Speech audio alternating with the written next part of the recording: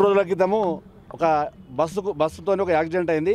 అయితే ఒక కుటుంబం సభ్యులు అంటే తండ్రి, కొడుకు, ఇంకొక మహిళ, అమ్మాయి అయితే యాక్సిడెంట్ అయింది. యాక్సిడెంట్ అయినాక హాస్పిటల్కు చేర్చినాము. సిద్దిపేట గవర్నమెంట్ హాస్పిటల్కి వస్తే ఆ పిల్లగాడు సీరియస్ ఉన్నాడంటే యశోద హాస్పిటల్ తీసుకుపోయినాం హైదరాబాద్కి. అయితే ఈ ఇన్సిడెంట్ జరిగింది 3 రోజుల కింద జరిగింది.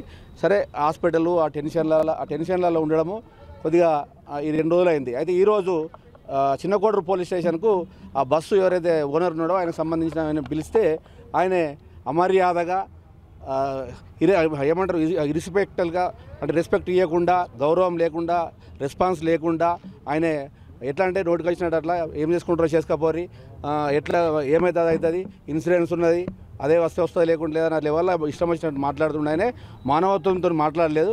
కాబట్టి దానికి నిరసనగా డిపో మేనేజర్ని కలుద్దామని ఇక్కడికి వచ్చినాం. డిపో మేనేజర్ లేడంటే ఫోన్ చేస్తే కూడా ఫోన్ కట్ చేస్తుండని చెప్పి ఇక్కడ నిరసన తెలియజేసినాం.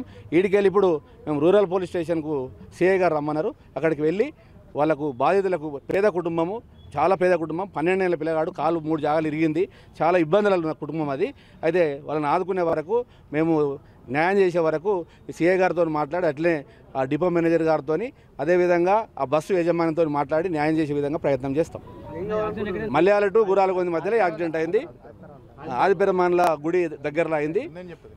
అయితే కొంత సాయం చేస్తే మేమైనా అక్కడ ఉండి పిల్లగాడిని మంచిగా చేసుకునే బాధ్యత తీసుకుంటామని చెప్పి తెలియదు. రావాల్సిన ఈ ధర్నా చేయడానికి కారణం ఏంటంటే ఆర్టీసీ బస్సు అని వాళ్ళు అంటారు. ఎవరు ఏదైతే RTC owner air with bus ఇది మా ఆర్టీసీ సంబంధమే, ఇది ఆర్టీసీ సంబంధం లేదని అనుకుర్రి, ఆర్టీసీ మేనేజర్తో మాట్లాడుకోరు మీరని ఆయన మాట్లాడితే మేము ఇక్కడికి వచ్చిన తర్వాత డిఎం గారికి ఫోన్ చేసాం. లిఫ్ట్ చేస్తే కట్ చేస్తాడు. ఆల్రెడీ డిఎం గారికి నిన్న కూడా ఫోన్ చేసాను నేను. సార్ మరి ఇది పరిస్థితి అంటే ఆయన కూడా మనవదరపు ఆలోచించి నేను డబ్బులు ఇప్పిస్తా, మీరు కూడా మాట్లాడరు అని చెప్పిండు. ఇక్కడికి వచ్చిన తర్వాత ఆయన ఏమంటాడంటే 5,000 రూపాయలు మాత్రమే ఇస్తా అంటాడు. 5,000 రూపాయలు కనీసం అంబులెన్స్ కూడా కిరాయి కాదు. అది 7 లక్షల రూపాయలు అవుతున్నాయి అబ్బాయికి. 10 ఏళ్ళ అబ్బాయి, పాపం చిన్న అబ్బాయి, మంచి క్లేవర్ పిల్లాడు. మా రజక కుటుంబం సంబంధించిన ఫ్యామిలీ 3 వాళ్ళు.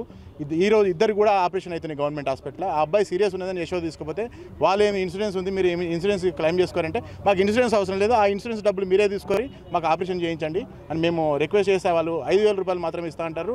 ఆర్టీసీ సంబంధం లేదని వీళ్ళు అంటారు, ఆర్టీసీ సంబంధం ఉందని వాళ్ళు అంటారు. అందుకే ఇక్కడికి వచ్చినాం. ఇక్కడికి వస్తే డిఎం గారు లేకపోతే మేము ఇలా ధర్నాకు కూకోవడం జరిగింది.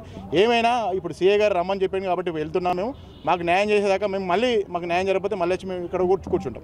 మరిన్ని వీడియోస్ కోసం ఛానల్ ని సబ్స్క్రైబ్ చేయండి. లేటెస్ట్ అప్డేట్స్ కోసం వాట్సాప్ ఛానల్ ని ఫాలో అవ్వండి. ఆ లింక్ డిస్క్రిప్షన్ లో ఉంది.